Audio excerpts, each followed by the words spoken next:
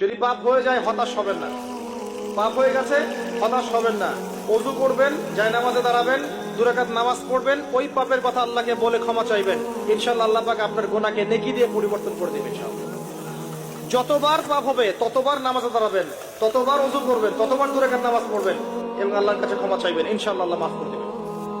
শয়তান আপনাকে হতাশ করতে যাবে, ফ্রাস্ট্রেট করতে যাবে। আরে তুমি অন্যায় করেছো, এত বড় বড় পাপ করেছো, তুমি পর্নোগ্রাফি দেখো, তুমি মেয়ের সাথে জেনা করেছো, তুমি মদ খাও, তুমি এই করো, তুমি কিভাবে আল্লাহর সামনে দাঁড়াবে, কোন মুখ নিয়ে দাঁড়াবে? এগুলো শয়তানের ওয়াসওয়াসা। কার ওয়াসওয়াসা?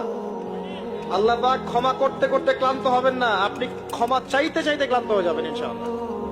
আল্লাহ পাক এমন গফুরুর রহিম। এক ব্যক্তি 99টা খুন করেছে। কয়টা? 99টা খুন করে এক আলেমের কাছে গিয়ে বলেছে যে আমার কি তওবা হবে? সে বলেছে না, তওবা হবে না। সে বলেছে কি তওবা হবে না। সে আলেম ছিল না, সে আবেদ ছিল। আবেদ মানে ইবাদত করতে বেশি বেশি, খুব বেশি জ্ঞান ছিল না। আমাদের মতো আমরা কিন্তু ইবাদত বেশি করি, জ্ঞান খুব কম। তো সে ছিল আবেদ, সে বলেছে না তওবা হবে না। তো ও বেটারেও কোপ দিয়ে 100টা খুন করে ফেলেছে, 100 ফিলাপ। এবার সে চিন্তা করছে যে আমি কি করব। আরেকজন আলেমের কাছে গিয়ে বলছে আমি 100টা খুন করেছি, তওবা হবে?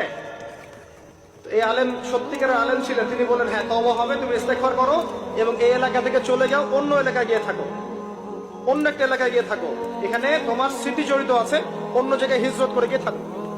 তো সে ব্যক্তি চলে গেল, যাওয়ার পথে তার মৃত্যু হয়ে গেছে। আর আল্লাহ পাকের ফেরেশতা চলে এসেছে, আযাবের ফেরেশতা এবং জান্নাতের ফেরেশতা, তারা নিজেদের মধ্যে এখন তর্ক করছে কে রূহটা নেবে, আত্মাটা কে নেবে। ওই যে রূহ কাকে বলে, সায়েন্সকে জিজ্ঞাসা করেন, সায়েন্সের প্যান্ট খারাপ হয়ে যাবে, রূহ কাকে বলে উত্তর দিতে গিয়ে। এখন আল্লাহ পাক এই বান্দাকে মাফ করতে চাচ্ছেন, তিনি কি করলেন? আল্লাহ পাক কৌশল করলেন। তিনি বললেন জমিনটা মেপে দেখো। ফেরেশতা